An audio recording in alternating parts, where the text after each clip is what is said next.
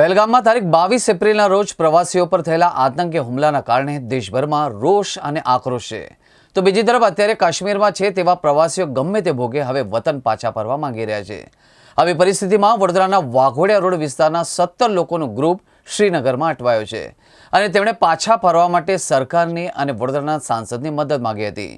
ત્યારે ધારાસભ્ય શૈલેષ સોઢાએ પીએમઓ અને સીએમઓમાં રજૂઆત કરી હતી.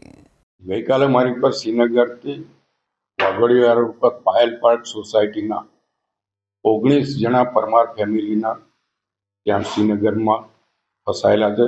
શારજા કાશ્મીર નામની હોટલ છે, ત્યાં એ લોકો રોકાયા છે. તેઓનો ફોન આવ્યો હતો કે અમે આવી રીતે અહીંયા ફસાયેલા છીએ અને અમને મદદની જરૂર છે. ત્યાં હાલની તારીખમાં કર્ફ્યુ છે. ગઈકાલે સર્ચ ઓપરેશન પણ ચાલુ હતા અને એના કારણે મેં રાજ્યના ગૃહમંત્રી હર્ષભાઈ સંઘવીના પર્સનલ સેક્રેટરી આશીષભાઈ વાળા સાથે વાત કરી. એમને આખું એમનું લિસ્ટ અને ફોન નંબરો મોકલ્યા હતા. ત્યાર પછી આપણા ચીફ મિનિસ્ટર ભૂપેન્દ્રભાઈ પટેલના પર્સનલ સેક્રેટરી પ્રણવભાઈ પારેખને ફોન કર્યો હતો. એમની સાથે વાત થયા પછી એમને પણ આખું લિસ્ટ મોકલી આપ્યું હતું. અને સીએમઓમાં જે આપણા ભૂતપૂર્વ કલેક્ટર હતા, અત્યારે સીએમઓમાં સેક્રેટરી છે અવંતિકા બેન સાથે પણ વાત થઈ.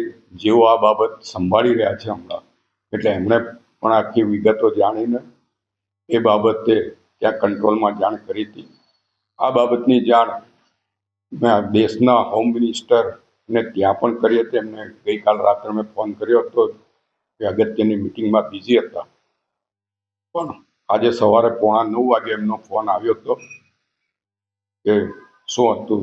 ત્યારે મેં એમને પણ વાત કરી કે આ રીતના વાઘોડિયા રોડના છે.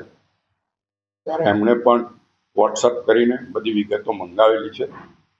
અત્યારે મારે ચાંદનીબેન પરમાર જોડે વાત થઈ. એ લોકો મહેનતે ત્યાંથી જમ્મુ જવા માટે નીકળ્યા છે એવી વાત કરી છે. પણ અત્યારે માહોલ એટલો ગરમ છે અને એટલા બધા લોકો પરત આવવા માટે આ પ્રયત્ન કરી રહ્યા છે, જેથી વાહન મળવા મુશ્કેલ છે, ટ્રેનોમાં રિઝર્વેશન મળવું મુશ્કેલ છે, ફ્લાઇટોમાં મળવી મુશ્કેલ છે. એના કારણે થોડી તકલીફ છે. પણ જે મારે સરકારમાં વાત થઈ છે એ પ્રમાણે થોડીક શાંતિ રાખીએ તો 1-2 દિવસમાં પરિસ્થિતિ નોર્મલ થશે અને બધાને આવવાની વ્યવસ્થા સરકાર તરફથી કરવામાં આવશે એવી જાણકારી મળી છે. હું તો આપના મારફત પણ જે કોઈ ત્યાં છે એ લોકોને વિનંતી કરું છું કે હડબડાટમાં કોઈ નિર્ણય ના લેતા.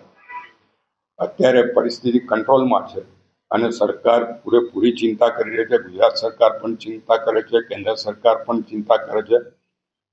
ગુજરાતના હોમ મિનિસ્ટર અને મુખ્યમંત્રી પણ સતત શ્રીનગર કોન્ટેક્ટમાં છે અને આપણા દેશના હોમ મિનિસ્ટર અમિતભાઈ શાહ પણ સતત આ બાબત ચિંતા કરી રહ્યા છે. ત્યારે આપણે એમની પર ભરોસો રાખીને થોડીક રાહ જોઈને 1-2 દિવસમાં તમામ બાબતો હલ થઈ જશે એવું એમનું કહેવું.